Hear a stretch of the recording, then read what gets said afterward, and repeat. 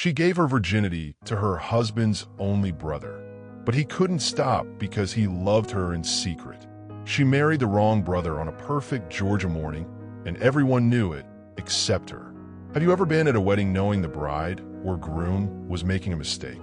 Hi viewers, kindly tell us where you're watching from and what time it is. Warm welcome to the family. Enjoy the story. The wedding photos showed three people in love: the bride, the groom, and the best man who couldn't look away. What the cameras didn't capture was the moment Ryan Hayes whispered, "I love you," to his brother's wife as she walked down the aisle. 6 months later, those same hands that applauded their marriage would tear apart everything Christopher Hayes had built when private photos surfaced of his wife in his brother's arms. Have you ever wanted something you could never have? Have you ever watched someone marry the wrong person and stayed silent? This is about the night forbidden desire destroyed a family empire. But was it really betrayal? Or was it the only honest moment in a marriage built on lies? Hit that like button if you're ready for a story that will make you question everything you think you know about love and loyalty. Now, let me take you back to where it all began, a mansion in Atlanta where three lives collided in ways none of them saw coming. She married the wrong brother on a perfect Georgia morning, and everyone knew it except her. Magnolia blossoms fell like snow across the Hayes estate as Atlanta's elite gathered to witness what society pages would call the wedding of the decade. The mansion gleamed white against emerald lawns, its columns reaching toward cloudless skies while guests in designer gowns and tailored suits filled chairs arranged in perfect rows. This wasn't just a wedding. It was a merger of old Southern money and new construction wealth, blessed by 300 of Georgia's most influential families. Christopher Hayes stood at the altar looking every inch the successful businessman he'd become. At 32, he'd doubled his father's real estate empire, his confidence radiating from broad shoulders and the kind of smile that closed million-dollar deals. His dark hair caught the morning light as he adjusted his platinum cufflinks, eyes scanning the crowd with satisfaction. This was his moment, his triumph, his beautiful bride walking toward a future he'd planned down to the smallest detail. But beside him, his younger brother Ryan struggled to maintain composure. 28 and quieter than Christopher, Ryan had always been the thoughtful one, the brother who listened while Christopher talked, who observed while Christopher commanded attention. Today his hands trembled as he held the wedding rings, his hazel eyes fixed not on the approaching ceremony, but on the woman gliding down the rose-petal path. Danielle Morgan moved like poetry in white silk, her dark hair swept into an elegant updo that showcased the diamond earrings Christopher had given her the night before. At 26, she possessed the kind of natural beauty that made grown men forget their words. High cheekbones, full lips, and eyes the color of storm clouds that seemed to hold secrets she'd never shared. The dress hugged curves that had graced magazine covers during her brief modeling career, before Christopher swept her into his world of charity galas and business dinners. But as she reached the altar, something flickered in those storm-gray eyes. For just a moment, her gaze found Ryan's, and the world seemed to pause. His breath caught as recognition passed between them. Not of attraction, though that crackled like electricity, but of understanding. Of seeing and being seen in ways that words couldn't capture. "Dearly beloved," the minister began, but Ryan barely heard the words. He watched Danielle's fingers tremble as she took Christopher's hands, noticed how her smile never quite reached her eyes, saw the way she glanced toward him during the vows, as if seeking permission or forgiveness for something she couldn't name. Christopher's voice rang clear and confident as he promised to love and cherish, his grip possessive as he claimed his bride with words and intention. The crowd sighed appreciatively at his passionate delivery, completely missing the quiet desperation in Danielle's responses or the way Ryan's jaw clenched with each promise she made to the wrong man. When Christopher kissed his new wife, the crowd erupted in celebration. Champagne corks popped like gunshots, flower petals rained from above, and Atlanta's society elite rose in thunderous applause. But Ryan remained frozen, watching the woman he'd loved in silence disappear into his brother's arms. Have you ever been at a wedding knowing the bride or groom was making a mistake. What did you do? Tell me in the comments. As the newlyweds drove away in their decorated Bentley, Ryan stood alone on the mansion steps, champagne glass trembling in his hand. He had 6 months to forget her. Instead, he would spend every day falling deeper in love. Growing up, the Hayes brothers shared everything, until the day they both wanted the same woman. The Hayes construction headquarters gleamed with floor-to-ceiling glass overlooking the Atlanta skyline. 2 corner offices separated by success and secrets. Christopher's office screamed power. Mahogany desk, leather chairs, and walls lined with photos of him shaking hands with governors and celebrities. Ryan's space told a different story. Blueprints scattered across a drafting table, architectural awards gathering dust, and windows he actually opened to let in fresh air instead of relying on climate control. They built this empire together after their father's death, Christopher handling the business side, while Ryan managed design and construction. For 15 years, they'd been unstoppable. Christopher's charm closing deals while Ryan's vision brought dreams to life in steel and stone. They were more than brothers. They were best friends who'd never let anything come between them. Until Danielle Morgan walked into their showroom 18 months ago. She'd come seeking an architect for a small community center renovation, a project barely worth their time, financially, but close to her heart. Ryan remembered every detail of that first meeting. How she'd worn a simple blue dress that matched her eyes, how her passion for helping underprivileged kids had lit up the room, how she'd spoken about architecture as if buildings could heal broken communities. Christopher had taken one look at her and decided she was his next conquest. Within a week, he'd upgraded her community center project to a full renovation, with his company donating half the costs. Within a month, he was taking her to 5-star restaurants and charity galas. Within 3 months, she was wearing his ring. Ryan had watched it all happen with the sick fascination of a car crash in slow motion. He'd seen how Christopher showered her with expensive gifts instead of genuine attention, how he talked over her at dinner parties, how he scheduled their dates around business meetings like appointments in his calendar.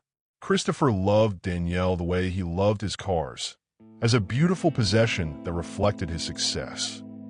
But during quiet moments in the office, when Christopher was traveling or in meetings, Danielle would visit the construction site.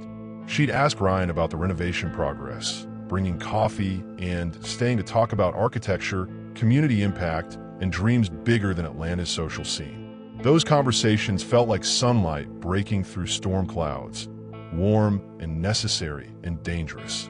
Ryan had learned to memorize those moments. The way she laughed at his terrible construction jokes, how she rolled her eyes when he got too technical about load-bearing walls, the afternoon she'd touch his arm while thanking him for understanding her vision. Her skin had been soft and warm, the contact lasting 3 seconds too long, leaving him sleepless for weeks. Christopher remained oblivious to the quiet intimacy growing between his fiancée and his brother. He was too busy planning their future to notice how Danielle's smile brightened when Ryan entered a room, or how Ryan's careful professionalism cracked whenever she was near. Success had always come easily to Christopher. He couldn't imagine anyone preferring his quieter, more complicated brother. Have you ever fallen for someone who belonged to someone else? How do you handle unrequited feelings? Share your story below. The night before the wedding, Ryan had written her a letter confessing everything. It remained hidden in his desk drawer, unread and dangerous, a loaded gun he prayed he'd never have the courage to use. 3 weeks into marriage, she realized her husband saw her as a beautiful accessory, while his brother saw her as a person. The penthouse felt like a museum after dark, pristine, expensive, and utterly lifeless as she waited for her husband to come home from another late meeting. Danielle stood at the floor-to-ceiling windows overlooking Atlanta's glittering skyline, her silk nightgown a splash of emerald against the cold glass. The city pulsed with life 20 stories below, but up here in Christopher's perfect world, silence pressed against her like a weight.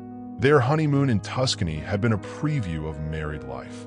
Christopher scheduling conference calls during romantic dinners, answering emails while she explored ancient villages alone, treating their suite like a temporary office with a bed attached.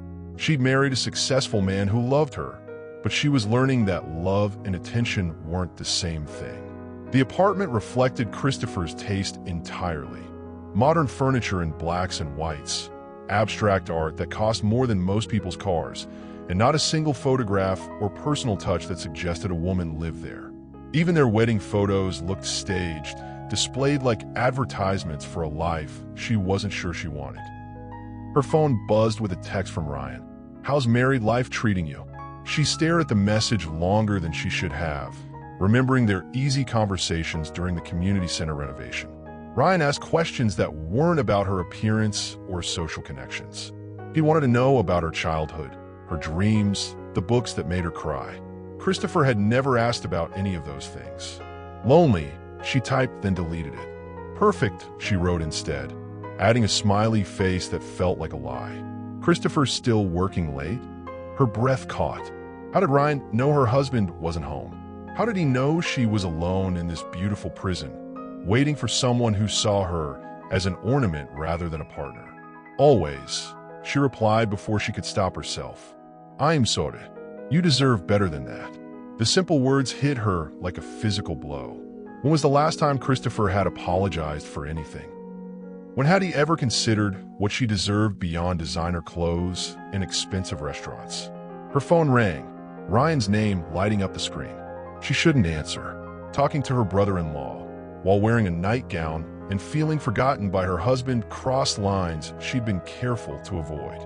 But loneliness made people do dangerous things. "Hello," she whispered. "I know I shouldn't call." His voice was rough, like he'd been wrestling with a decision. "But I can't stop thinking about how sad you looked at dinner last night." Christopher had been on his phone through most of their anniversary dinner, fielding calls about a property deal while her food grew cold. She'd smiled and nodded at appropriate moments, playing the part of the understanding wife while dying a little inside. "I'm fine, Shalit." "No, you're not. And you shouldn't have to pretend you are." The gentleness in his voice broke something inside her chest. When had someone last spoken to her like this? Like her feelings mattered more than her appearance? Have you ever felt invisible in your own relationship? When someone you love stops seeing you as a person? Drop a heart if you've been there. When Christopher's key turned in the lock at midnight, Danielle was still on the phone with Ryan, laughing at his stories about construction disasters.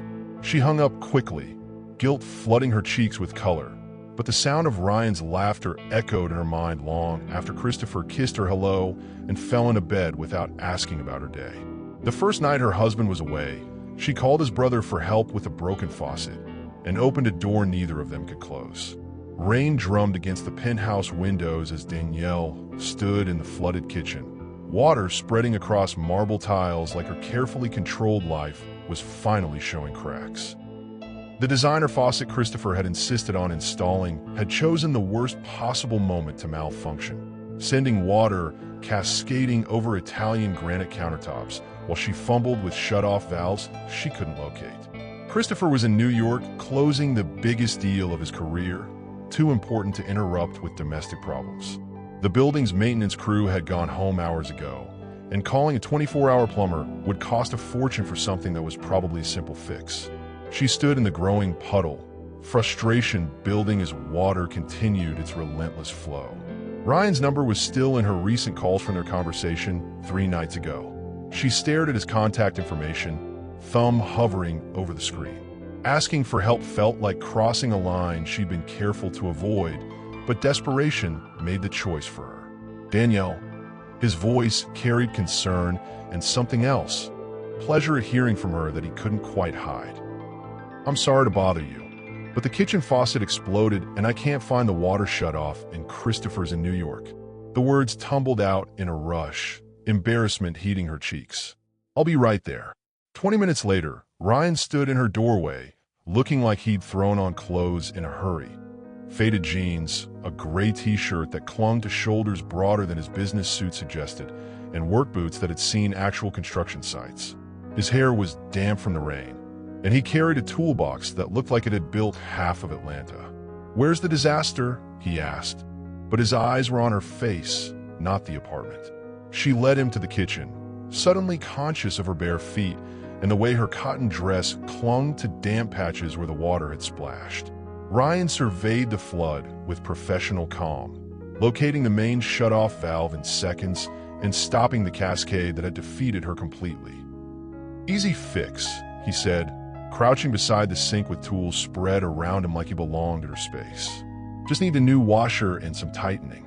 She knelt beside him on the wet floor, holding a flashlight while he worked. The proximity felt electric, his shoulder brushing hers as he reached for different tools. The way he explained each step like she was a partner rather than a helpless observer. The comfortable silence that fell between them as rain continued its rhythm against the windows. "There," he said finally, turning the water back on to test his repair. The faucet behaved perfectly. No leaks or floods or chaos. Good as new. They sat on the kitchen floor, tools scattered around them, laughing at their soaked clothes and the puddles they'd created trying to fix something that took him 10 minutes to solve. In that moment, she felt more like herself than she had in months. Useful, capable, seen. Have you ever had a moment where innocent help turned into something more? What did you realize you'd crossed a line? Tell me in the comments. As he gathered his tools to leave, she caught his wrist. "Stay," she whispered, the word hanging between them like a confession. His response would change everything. "You don't know what you're asking." But her eyes said she did. Some lines, once crossed, redraw the entire map of your life. And she was about to step over the biggest one of all. The city sprawled below them through the floor-to-ceiling windows. Millions of lights twinkling like stars they could almost touch, while inside the penthouse, two hearts beat in dangerous synchronization. Ryan hadn't left after fixing the faucet. Instead, they'd moved to the living room, sitting on opposite ends of Christopher's expensive couch like the distance could protect them from what was building between them. "I should go," Ryan said for the third time, but he didn't move. His hands gripped his knees, knuckles white with the effort of staying still. "I know," Danielle whispered, but she didn't look away from his face. Storm clouds gathered in her gray eyes, matching the weather outside that seemed to mirror the chaos in her chest. The truth hung between them like a live wire, dangerous to touch but impossible to ignore. They'd spent months dancing around it, stolen glances across family dinners, conversations that lasted longer than they should, the way her pulse jumped whenever he entered a room. Tonight, with rain isolating them from the world and Christopher 3 states away, pretending became impossible. "I've been in love with you since the day you walked into our office," Ryan said, the words torn from somewhere deep and honest. "I watched him win you over with expensive dinners and charity galas, knowing I could never compete with what he offered. But Danielle," his voice broke on her name, "the way he treats you isn't love. It's ownership." She closed her eyes, tears spilling onto cheeks flushed with guilt and desire. "You think I don't know that? You think I don't see how he schedules me into his life like another business meeting? But I married him, Ryan. I made vows. Vows he breaks every time he chooses work over you. Every time he answers his phone during dinner. Every time he looks through you instead of at you." Ryan moved closer, close enough that she could smell his cologne mixed with rain and honest work. "When was the last time he asked about your dreams? When did he last make you laugh until your sides hurt?" The questions hit like physical blows because she couldn't remember. Christopher had wooed her with expensive gifts and social status, but he'd never asked about the books that made her cry or the music that made her dance when no one was watching. He'd fallen in love with her appearance, not her soul. "This is wrong," she whispered, but she didn't pull away when Ryan's hand cupped her face, thumb brushing away tears that felt like admissions. "Maybe," he said, leaning closer until his breath warmed her lips. "But it's the first thing that's felt right in months." Their first kiss was desperate and guilty and everything they'd both imagined during sleepless nights. She kissed him back with hunger that surprised them both, hands fisting in his shirt as months of careful restraint crumbled. He tasted like rain and possibility, like all the conversations she'd never had with Christopher and all the connection she'd been starving for. Have you ever wanted someone so badly it scared you? When desire and guilt collide, which wins? Share your thoughts below. When Christopher's key turned in the lock at midnight, his New York meeting canceled, He found the penthouse dark and quiet. Danielle pretended to be asleep, but her racing heart and the taste of his brother still on her lips told a different story. She woke up in her husband's arms, but her dreams were full of his brother's hands. Sunday brunch at the country club should have felt normal. White tablecloths, mimosas, and society gossip, but every shared glance across the table felt like playing with fire. Danielle pushed eggs around her plate while Christopher discussed quarterly profits with their table mates, his hand resting possessively on her thigh like a claim of ownership that now felt suffocating. Ryan sat across from them, jaw tight with restraint, answering their father's business partner's questions about the downtown development project. But his eyes kept finding hers, quick, guilty looks that sent heat racing through her veins and made her forget how to breathe properly. Danielle looks radiant. Mrs. Morrison observed from the neighboring table. "Marriage agrees with you, dear." Christopher beamed, squeezing her leg harder. "She's perfect. I'm the luckiest man in Atlanta." The words should have made her feel loved. Instead, they felt like a performance she was trapped in, playing the role of happy wife while her heart belonged to the man sitting 3 feet away. "Ryan, you need to find yourself a good woman," Mrs. Morrison continued. "Both Hayes boys settle down? That would be something." Ryan's laugh sounded forced. "I'm in no hurry. Watching Christopher and Danielle has set the bar pretty high." His eyes met hers as he spoke, and the double meaning in his words made her pulse race. Only she could hear what he was really saying. That watching them together was torture, that high bars sometimes meant impossible standards. Under the table, her phone buzzed with a text. Ryan's message was simple: "Can't stop thinking about last night." She deleted it immediately, guilt burning in her throat. But when Christopher excused himself to take a business call, leaving her alone with Ryan at the table, the air between them crackled with electricity that had nothing to do with the approaching thunderstorm. "We can't do this," she whispered, glancing around the crowded restaurant to make sure no one was listening. "I know." Ryan's voice was rough with want and self-recrimination. "But tell me you regret it, and I'll disappear from your life.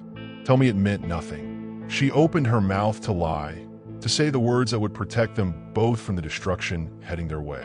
But looking into his hazel eyes that saw her as more than decoration, more than a trophy wife, more than Christopher's beautiful acquisition, she couldn't form the words.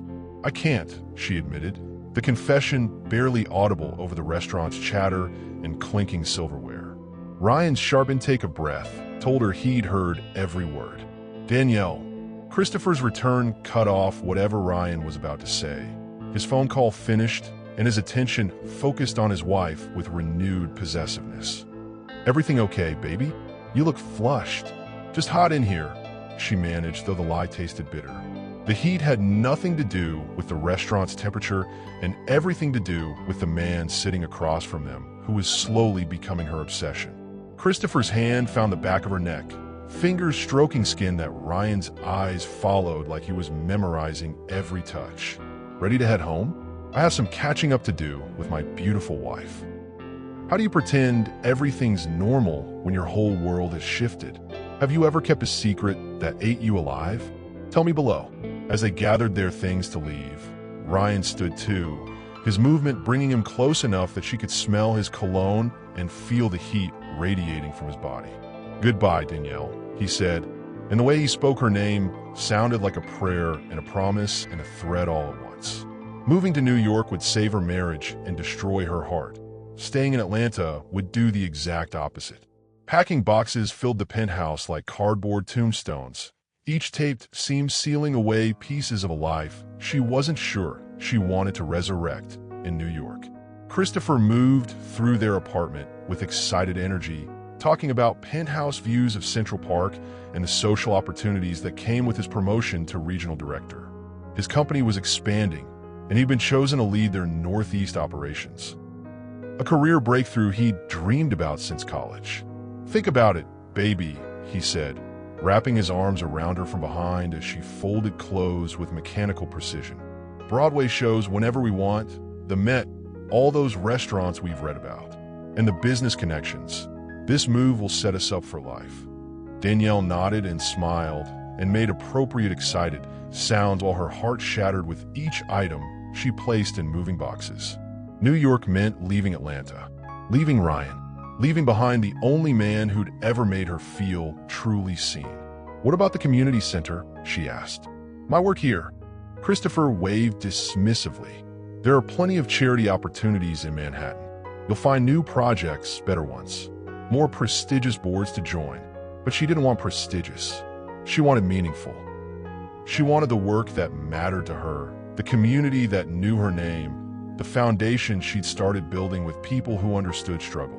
She wanted the life she'd been creating before Christopher's ambition rearranged their future without consulting her heart. Her phone buzzed constantly with Ryan's messages. Not declarations of love or attempts to change her mind, but simple check-ins that showed he cared about her feelings even when he couldn't act on his own. "How's the packing going? Remember to eat something. This doesn't have to be goodbye forever." But they both knew it did. Distance was the only solution to a problem that had no good answers. Staying in Atlanta meant choosing between brothers and destroying a family. Moving to New York meant burying feelings that had become the most real thing in her life. The night before the movers came, she stood in the empty community center where her renovation project was finally complete. Fresh paint gleamed on walls that would serve kids who needed safe spaces and hope. This was her legacy, her contribution to a world that had given her everything she thought she wanted. "It's beautiful." Ryan's voice came from behind her, soft and sad in the empty space. She'd known he would come. Some conversations couldn't happen over text messages or stolen phone calls. They needed to be face-to-face, honest and brutal and final. "I can't ask you to stay," he said, leaning against the wall she'd helped design. "But I can't pretend I'll be okay when you go." "I can't ask you to wait," she replied, though the words felt like swallowing glass. "But I can't pretend this doesn't matter."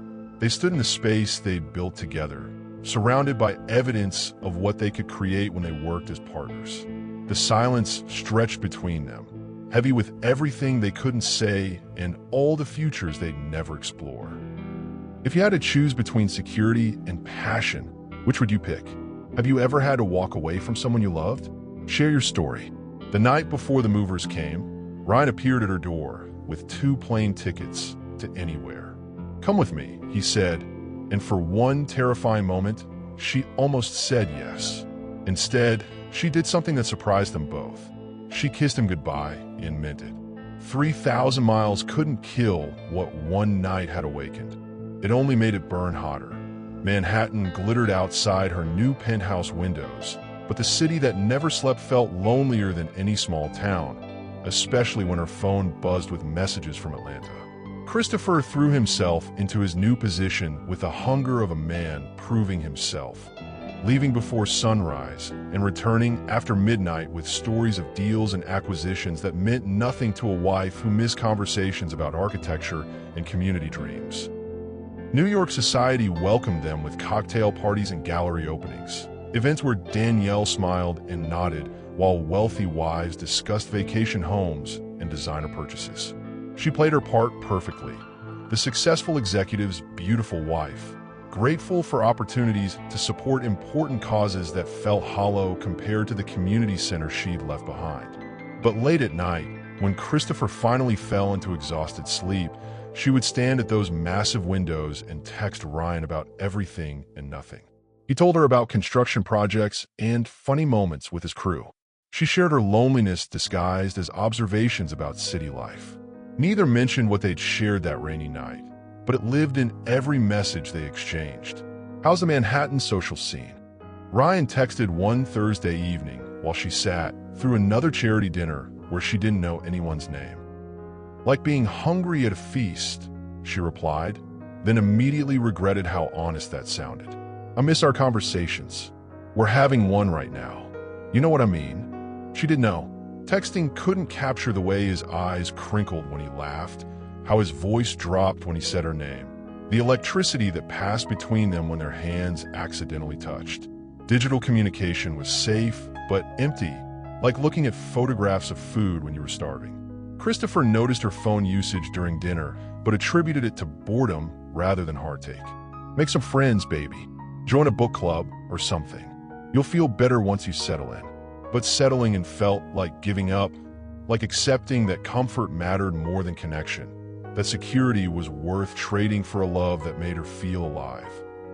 She joined the recommended book clubs and charity committees, met women who seemed perfectly content with lives similar to hers, but none of them had ever felt what she'd experienced in Ryan's arms. The photographs Ryan sent made her blush on crowded subway cars. Not inappropriate images, but pictures of places they'd been together. The construction site where they'd talked for hours. The coffee shop where she'd laughed until her sides hurt. Visual reminders of a man who remembered what made her happy and took time to share those memories, even when it hurt. I'm coming to New York next month. His text arrived on a Tuesday that felt like any other day until it became the most important Tuesday of her year. Business trip. Don't tell Christopher. She stared at the message until her eyes burned, knowing she should delete it, knowing she should tell him not to come, knowing she should choose her marriage over her heart. Instead, she typed words that would change everything. I'll be waiting. Have you ever tried to forget someone by moving away? Does distance make love stronger or easier to forget? Tell me what you think. When Christopher's biggest client invited them to a merger celebration in Atlanta, Danielle's excitement betrayed her. "You miss home," he said, not realizing she missed a person, not a place. But seeing Ryan again would test every promise she'd made herself. Coming home to Atlanta meant facing the man she'd tried to forget and the feelings she'd failed to bury. The Grand Hyatt Atlanta sparkled with black-tie elegance, crystal chandeliers casting rainbow prisms across marble floors where Atlanta's business elite celebrated success and secrets. Christopher moved through the crowd like he owned it, introducing Danielle to clients and colleagues with the pride of a man displaying his most valuable possession. She wore emerald silk that matched her eyes and diamond earrings that caught the light, playing her part as the successful executive's stunning wife returned home in triumph. But across the crowded ballroom, Ryan watched her with eyes that held 6 months of longing and restraint. He'd grown leaner during their separation, his face more angular, his dark hair longer than Christopher would approve of.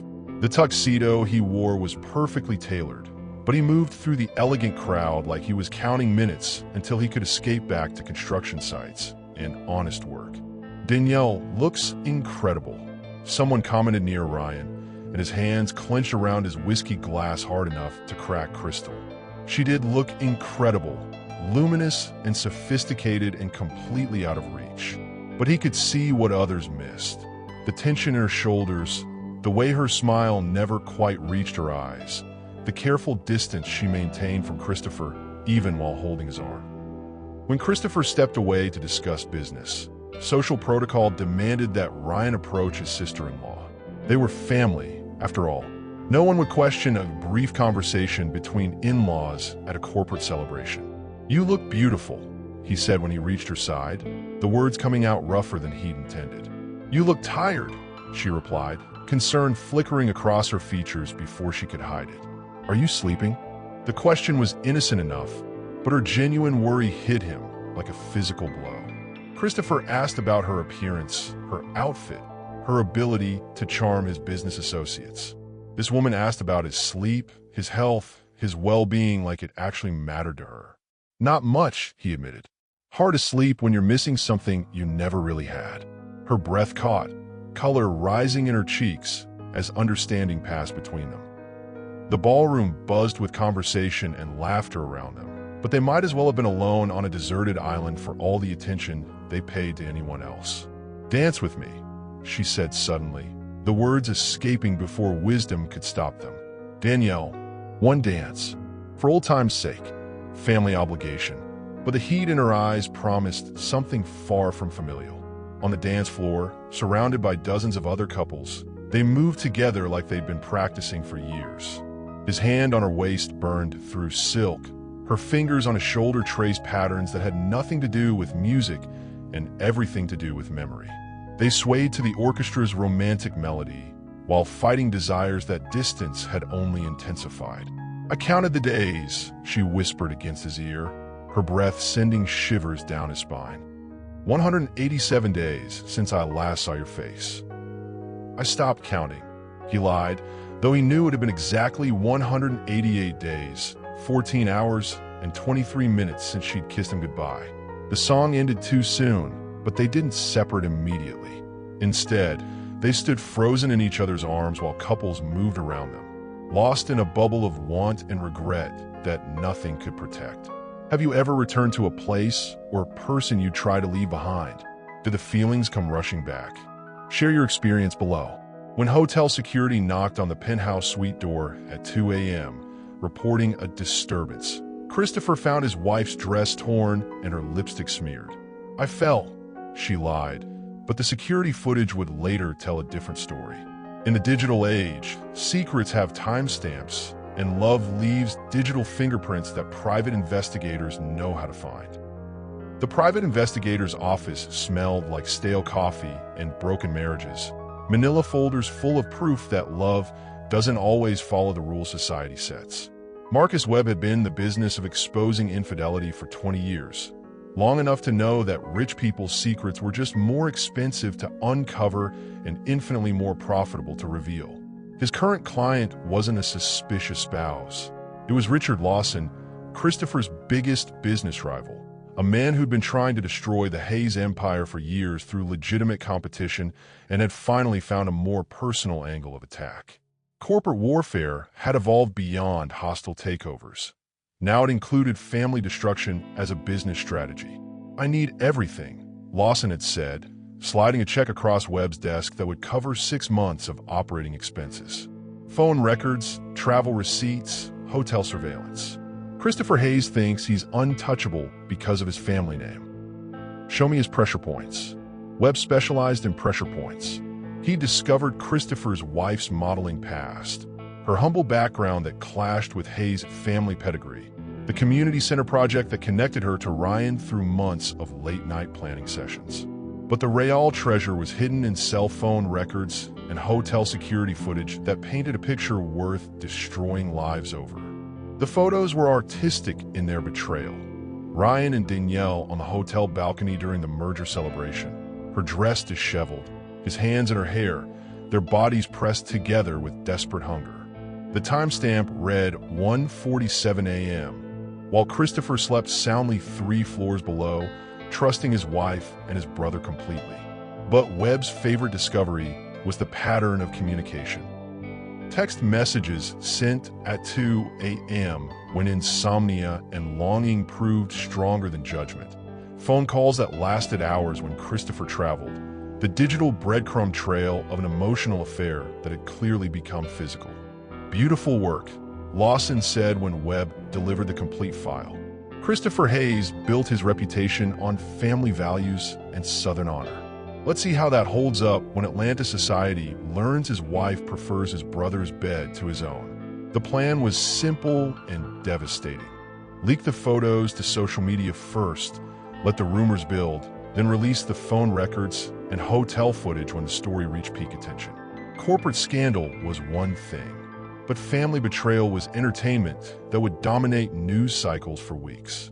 Danielle had no idea that her private moments with Ryan were about to become public property, that her marriage was about to explode, not from Christopher's discovery, but from a business rival's calculated revenge.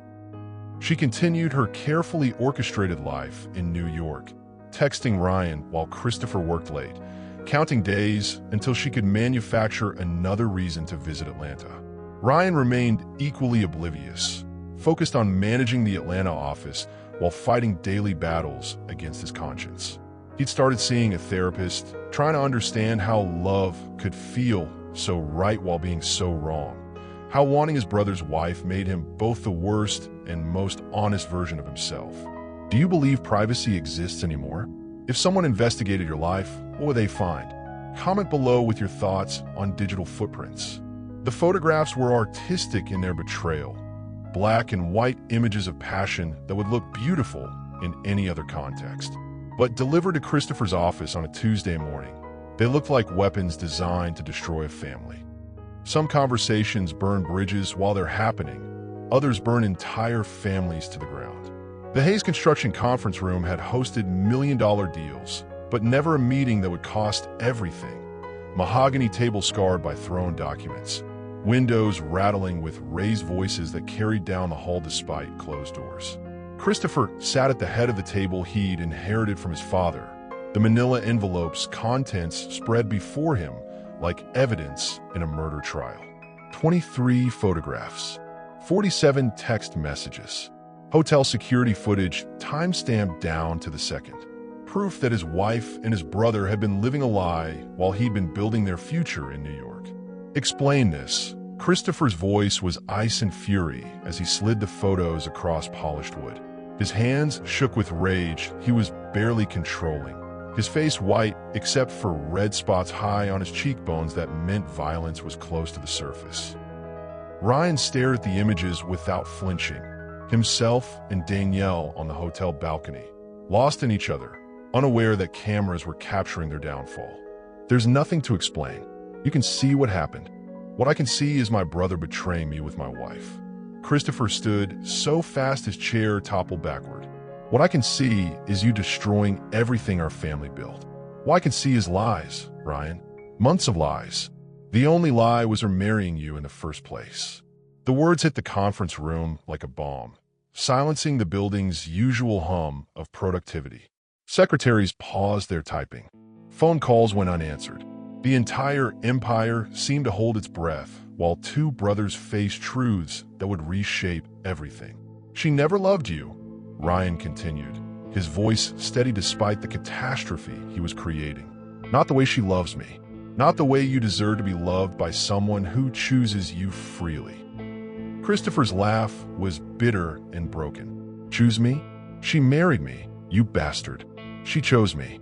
She married your stability, your money, your ability to give her a life she thought she wanted. Ryan stood too, meeting his brother's fury with quiet certainty. But she gave me her heart, her body, her truth, everything you took for granted. Get out. Christopher's roar echoed off glass walls designed to contain success, not family destruction. Get out of my building, out of my company, out of my life. You're dead to me. Christopher, wait. No. Paper scattered as Christopher swept the photographs off the table. Images of betrayal fluttering to the floor, like confetti celebrating the end of brotherhood. 28 years, I protected you, loved you, trusted you with everything that mattered to me. And this is how you repay me. Ryan gathered the photos slowly, his hands gentle with evidence of the love that had cost him everything. I never meant for this to happen. But you didn't stop it either. Christopher's voice cracked on the words, grief mixing with rage until they became indistinguishable. You could have walked away, transferred to another city, avoided her completely. But you chose this. You chose her over me. Yes, Ryan said simply. I did. How do you handle betrayal? With forgiveness or revenge? What would you do if you discovered your spouse's affair? Share your reaction below. Christopher's ultimatum was delivered with icy precision. Choose. Him or everything else. The marriage, the money, the life we built. But you can't have both. What he didn't expect was her immediate response when he called her in New York. I choose him. Private family drama becomes public entertainment when social media gets hold of your secrets. Local news vans line the circular drive of the Hayes estate like modern-day vultures. Satellite dishes reaching toward gray Atlanta skies, heavy with the promise of more storms to come. The story had exploded across every platform. Facebook, Instagram, Twitter, local news websites, turning the Hayes family's private nightmare into a public spectacle that fed on scandal and moral outrage. Atlanta empire crumbles. Real estate mogul's wife caught in affair with brother-in-law dominated headlines from Georgia to New York. The photos leaked strategically by Richard Lawson's team had gone viral, shared thousands of times with comments ranging from sympathy to judgment to crude jokes about Southern family values. Christopher holed up in his penthouse, watching his professional reputation dissolve in real time. Business partners canceled meetings. Clients questioned contract renewals. The board of directors called emergency sessions to discuss image management and damage control. like his personal life, was a public relations crisis requiring corporate intervention. Danielle faced the worst of it. Photographers camped outside her New York building, shouting questions about her marriage and her morals while she tried to navigate sidewalks that felt like battlefields. Social media dissected her modeling photos, her background, her worthiness to marry into Atlanta royalty. Strangers debated her character in comment sections like she was a fictional character rather than a real woman whose life was imploding. Homewrecker, some called her. Gold digger, others decided. But the comments that hurt most were from people who'd known her in Atlanta. Acquaintances who felt betrayed by the gap between her public image and private actions. Community members who'd respected her work, but now questioned her integrity. Ryan endured his own version of public execution. Construction workers whispered about family loyalty and brotherhood codes. His employees avoided direct eye contact, unsure how to treat a boss whose personal life had become entertainment. Former friends crossed streets to avoid conversations about honor and betrayal, but he refused to hide. Every morning, Ryan showed up at construction sites and faced the stares and whispers with shoulders squared and conscience clear. When reporters shoved microphones at his face, he gave them nothing. When former friends demanded explanations, he reminded them that love wasn't a crime, even when it was inconvenient. The breaking point came when Danielle returned to Atlanta, walking through the airport gauntlet of cameras and questions with her head held high. Christopher had demanded she come home to fix this mess, to stand beside him and deny the affair for the sake of salvaging his business reputation. Instead, she scheduled her own press conference. "I fell in love with the wrong brother first, and married him anyway," she told the assembled media, her voice steady despite the chaos erupting around her. "That was my mistake, but loving Ryan was never wrong." The reporters exploded with follow-up questions, cameras flashing like lightning as she refused to apologize for following her heart. Christopher watched from his office, seeing his wife choose honesty over convenience, truth over his carefully constructed public image. "Are you getting divorced?" someone shouted. "Are you staying with Ryan?" another voice demanded. But the question that changed everything came from a young reporter in the back. "Are you pregnant?" The silence that followed was deafening. Danielle's face went white, her hand unconsciously moving to her stomach as she realized the truth she'd been too afraid to admit even to herself. Have you ever had your private life become public? How do you handle judgment from strangers? Tell me how you'd cope with this scrutiny. When the doctor confirmed what she'd suspected, the timing was impossible to ignore. The baby had been conceived during Ryan's visit to New York, during their desperate reunion in her empty apartment while Christopher worked late. During the night, they'd stopped pretending they could stay away from each other. Just when you think scandal can't get more complicated, biology adds a plot twist that changes every calculation. The doctor's office felt like a sanctuary compared to the chaos outside.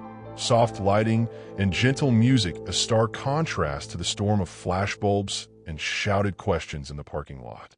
Danielle sat on the examination table, paper gown crinkling with each nervous movement, while Ryan held her hand and Christopher paced like a caged animal near the window. 8 weeks, Dr. Martinez announced, checking her chart one final time. "Everything looks perfectly healthy." 3 simple words that changed everything. 8 weeks ago, Danielle had been in New York, married and miserable and trying to forget the man who'd become her obsession. 8 weeks ago, Ryan had appeared at her apartment door with flowers and desperation, unable to stay away any longer despite the consequences. 8 weeks ago, Christopher had been working late while his wife fell into his brother's arms one more time. The silence in the room was deafening. Christopher stopped pacing, his face cycling through emotions too complex to name. Ryan's grip on Danielle's hand tightened, his thumb stroking her knuckles in gentle circles that spoke of support regardless of circumstances.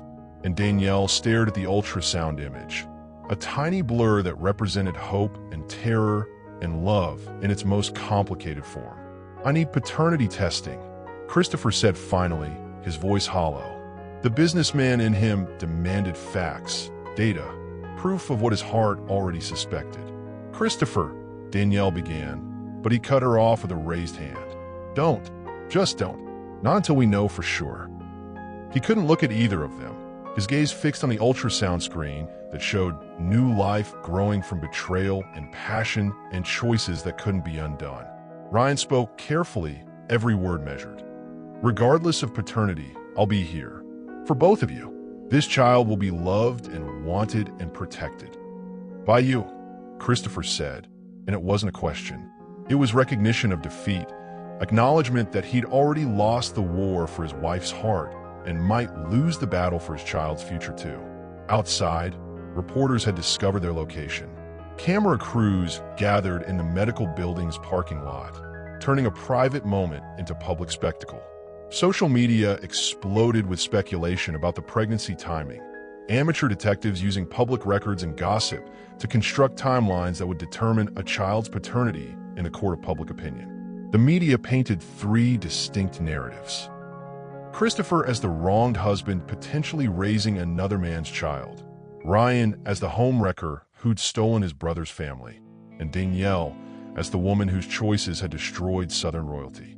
None of the stories captured the complexity of love that didn't follow rules, the pain of wanting someone you couldn't have, or the courage required to choose happiness over safety. Dr. Martinez handed them referral cards for genetic counseling, her professional demeanor hiding personal opinions about the chaos surrounding this pregnancy. You have options, she said diplomatically. Take time to consider what's best for everyone involved. But as they left through the back exit to avoid cameras, Danielle knew her choice was already made. This baby would be born into truth instead of lies, raised by people who'd fought for love instead of settling for convenience, protected by a family that chose each other honestly rather than defaulting to social expectations. How do you handle uncertainty about something as important as parenthood? Would paternity matter to you in this situation? Share your thoughts below. The paternity test results arrived on a Friday afternoon in a manila envelope that 3 people stared at, but nobody wanted to open. The truth inside would determine not just a child's future, but whether love really could conquer the messiest of circumstances. DNA doesn't lie, but also doesn't determine who deserves to be called father. The lawyer's office felt like a courtroom where everyone was both judge and defendant. Leather chairs and law books witnessing the final dissolution of what had once been unbreakable family bonds. Attorney Patricia Wells had handled dozens of high-profile divorces, but the Hayes case presented unique challenges. Fortune and family intertwined so completely that separating them required surgical precision. Christopher sat rigid in his chair, the unopened envelope containing paternity results weighing more than any contract he'd ever signed. Across from him, Ryan and Danielle held hands with the quiet strength of people who'd already decided their future regardless of what science might reveal. Their unity was both beautiful and devastating, proof that some connections transcend biology and circumstance. Whatever that paper says, Christopher spoke first, surprising everyone with his calm tone. I want you to know I've made my decision. About the divorce, about the company, about everything. Danielle's fingers tightened around Ryan's hand. Christopher, let me finish. He looked older than his 32 years, grief and betrayal aging him in ways that success never had. I've spent 3 months hating you both. 3 months trying to figure out how my life fell apart so completely. And I realized something. I was never really married to you, Danielle. I was married to the idea of you. The words hung in the air like an admission that freed them all from pretending. Patricia Wells took notes with the detached efficiency of someone who'd heard every variation of family destruction. But even she seemed affected by the raw honesty filling her office. I loved your beauty, Christopher continued. Your status as my wife. The way other men envied me for winning you. But I never loved your thoughts, your dreams, your late-night conversations about books I never read. Ryan loves those things. Ryan loves you. Ryan's voice was rough when he finally spoke. I never wanted to hurt you. You're my brother, my best friend. I tried to stay away. I know. Christopher's laugh was bitter, but not entirely without warmth. I watched you try to hide it for months. Saw how you looked at her, how careful you were never to be alone together. You fought it longer than most men would have. The envelope remained unopened, its contents suddenly less important than the conversation reshaping their family. DNA would tell them biological truth, but love had already written the story that mattered. This child would be raised by Ryan and Danielle, surrounded by people who'd chosen each other despite impossible circumstances. "I'm keeping my shares in the company," Christopher announced, his businessman's mind focusing on practical matters. "But I'm moving permanently to New York, building something separate, something that doesn't remind me every day of what I lost." Patricia Wells opened the envelope with professional efficiency, scanning results that would determine custody arrangements and inheritance rights. "Ryan Hayes," she announced, "is the biological father." Relief and vindication washed over the room, but Christopher's response surprised everyone. "Good," he said, standing to shake his brother's hand. "That baby deserves a father who knows how to love without conditions." What makes someone a real parent? Biology or choice? If you were in this situation, what would matter most to you? Comment below with your definition of family. Christopher's final words as he signed the divorce papers shocked everyone. "I forgive you both. I'm tired of being angry at people for loving each other." But his next action would prove forgiveness and acceptance aren't always the same thing. Sometimes the best happy endings grow from the ashes of the life you thought you wanted. The small ceremony in Savannah was everything the Atlanta wedding wasn't. Intimate, honest, and attended only by people who truly supported their love. Spanish moss swaying in ocean breezes that whispered of fresh starts. Danielle wore a simple cream dress that accommodated her growing belly, her hand resting protectively over the life they'd created together while storm clouds from their past finally cleared. Ryan's voice was steady as he spoke vows he'd written himself, promises about partnership and honesty, and choosing each other every day despite the world's judgment. No expensive cathedral, no society photographers, no pretense. Just two people who'd fought through scandal and separation to build something real from the wreckage of their old lives.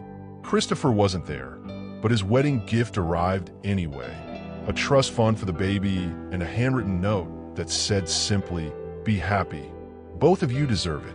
Forgiveness, it turned out, sometimes meant letting go completely rather than holding on to hurt that served no purpose.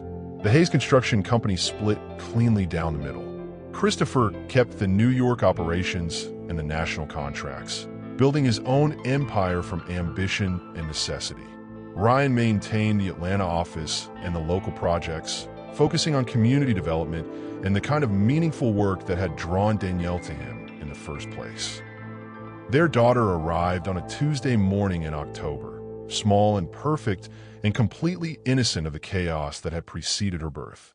Sophia Hayes entered the world surrounded by love that had cost everything and proven worth every sacrifice. Ryan held her for the first time with tears in his eyes, this tiny person who represented not just their future, but their choice to build something honest from foundation stones of truth. Danielle watched her husband, her real husband now, the man who'd seen her heart before claiming her body, cradle their daughter with reverence that had nothing to do with duty and everything to do with wonder. This was what she'd been searching for without knowing it. A partner who loved without trying to own, who supported without trying to control, who saw her strength instead of just her beauty. The community center reopened 6 months later with Ryan as the volunteer construction supervisor and Danielle managing programs for single mothers and struggling families. They'd built something that mattered, using their second chance to create opportunities for people facing impossible choices like the ones that had nearly destroyed them. Atlanta society eventually found new scandals to discuss, but the Hayes family story lingered in whispered conversations about love and loyalty, choice and consequence. Some people called it a cautionary tale about the dangers of following your heart. Others saw it as proof that authentic love was worth fighting for, even when the battle left scars. On quiet Sunday mornings, they would sit on their front porch while Sophia played in the garden, watching Atlanta wake up around them. These were the moments that mattered. Ordinary happiness built from extraordinary choices, peace earned through chaos, love that had survived everything the world could throw at it. Would you risk everything for true love? Do you believe some loves are worth the chaos they cause? Share your thoughts on their choice below. If this story made you believe in fighting for love, smash that like button. Subscribe for more real-life dramas that prove truth is stranger than fiction. Tell me in the comments, Team Christopher or Team Ryan? And remember, the heart wants what it wants, even when what it wants burns down everything else.